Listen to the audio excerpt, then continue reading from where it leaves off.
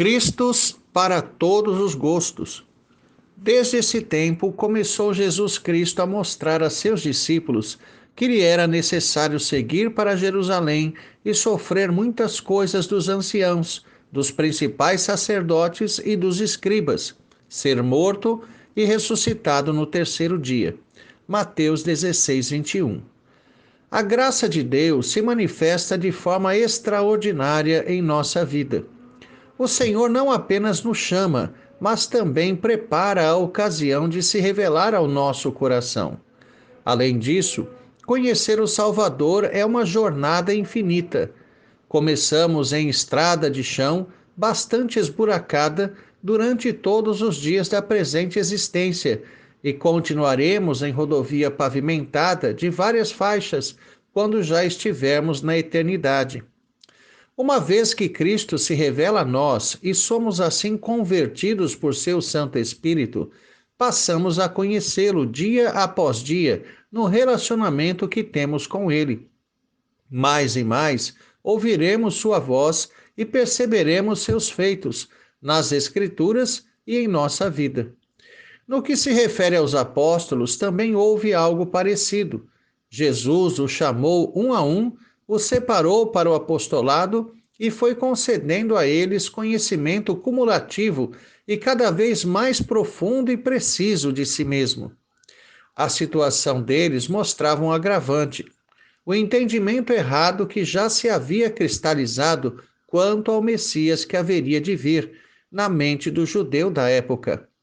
Dessa forma, o Cristo que eles esperavam não se ajustava com o verdadeiro Messias bíblico, que não viria estabelecer um reino meramente terreno, político, mas um reino eterno, levando a humanidade, limitada aos eleitos, novamente ao relacionamento eterno com o Criador.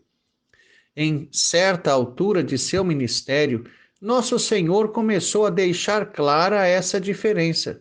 Sua primeira vinda significava apenas uma passagem, uma estada, que o levaria inevitavelmente à morte e à ressurreição, mas que ensejaria sua posterior presença eterna, já antecipada no derramamento do Espírito. É curioso como o ser humano tem a tendência de torcer o significado das coisas.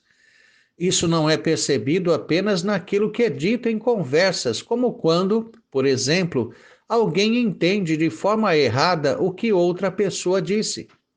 Os acontecimentos podem ser, entre aspas, lidos de forma errada, tanto para pior como para melhor. Os pessimistas os interpretam sempre projetando o pior resultado possível, enquanto os mais otimistas não preveem qualquer problema. Pode-se dizer que o mesmo ocorre com relação à vida com Deus. O crente que assimila o pecado pode disfarçá-lo, explicá-lo, a fim de atenuar o impacto em sua consciência. Dessa forma, é até mesmo capaz de legitimar erros. Quanto àquilo que busca ou muito quer, por vezes, nitidamente força uma, entre aspas, vontade de Deus que lhe seja favorável, uma tentativa de constranger o Senhor a lhe atender o desejo, como que não lhe dando outra opção. Podemos observar exatamente isso ocorrendo entre os discípulos que originalmente caminharam com Cristo. É isso o que explica o entendimento errado ao qual já nos referimos. Eles haviam desenvolvido uma noção de Messias que se adaptasse aos anseios do coração deles, especialmente no que diz respeito à pretendida libertação dos romanos. O verso epigrafado narra a atitude de Jesus logo depois de ter sondado seus discípulos com relação a quem ele era. Inicialmente, questionou a fé popular. Quem diz o povo ser o Filho do Homem? No verso 13.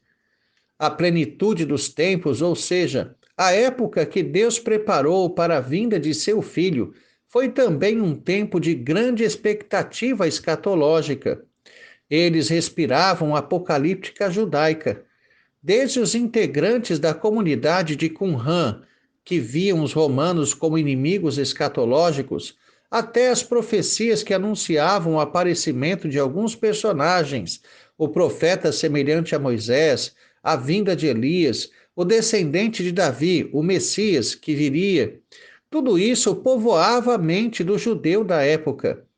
Jesus questionou diretamente seus apóstolos sobre quem acreditavam que ele era. A resposta foi dada por Pedro: Tu és o Cristo, o Filho do Deus vivo. Verso 16. A confissão foi verdadeira, mas Jesus sabia que havia algo errado. Por isso, uma explicação precisava ser dada. O verso epigrafado demonstra exatamente a preocupação de Jesus quanto ao correto entendimento de seus discípulos com respeito à sua pessoa. Haviam entendido acertadamente que Jesus era o Cristo. Porém, a grande questão que se levanta é: qual o formato do Cristo que eles tinham? Eles próprios se deixaram influenciar pela vassalagem aos romanos para criar um Messias segundo o coração deles. Na verdade, haviam concebido um Messias no modelo de Moisés e Davi, vocacionado para grandes vitórias contra exércitos inimigos, trazendo dessa maneira a tão sonhada libertação do jugo romano.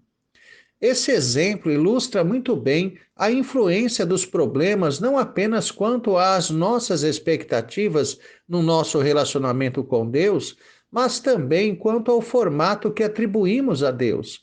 Não basta reconhecermos a verdade bíblica, temos que entendê-la e aplicá-la corretamente.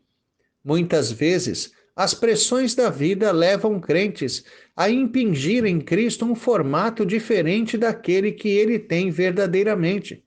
O resultado é trágico. Apesar de confessar crer no Cristo da Bíblia e até se referir a ele, esperam dele algo que não veio fazer, ou pior, algo incompatível com sua perfeição e santidade. Por isso, depois de ouvir a confissão de Pedro, falando em nome dos 12, identificando corretamente Jesus como o Cristo, o Senhor imediatamente os informa a respeito do que veio fazer. Ele seria entregue nas mãos dos principais de Jerusalém e dos sacerdotes, seria morto, mas ressuscitaria ao terceiro dia. Não estaria à frente de um exército para expulsar os romanos. Seu reino não era deste mundo, e a libertação que de fato concederia não era física e política, mas era espiritual.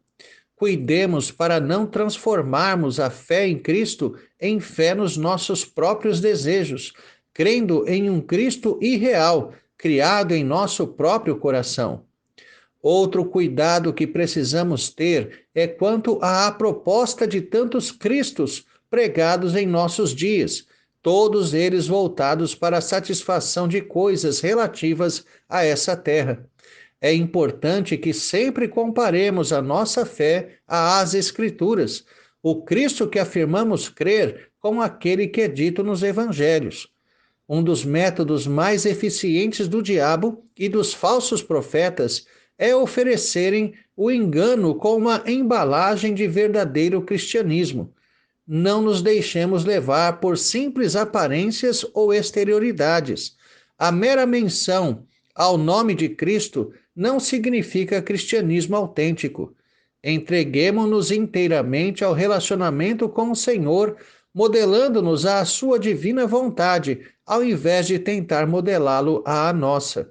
Tenha um excelente dia na presença de Deus, Reverendo Jair de Almeida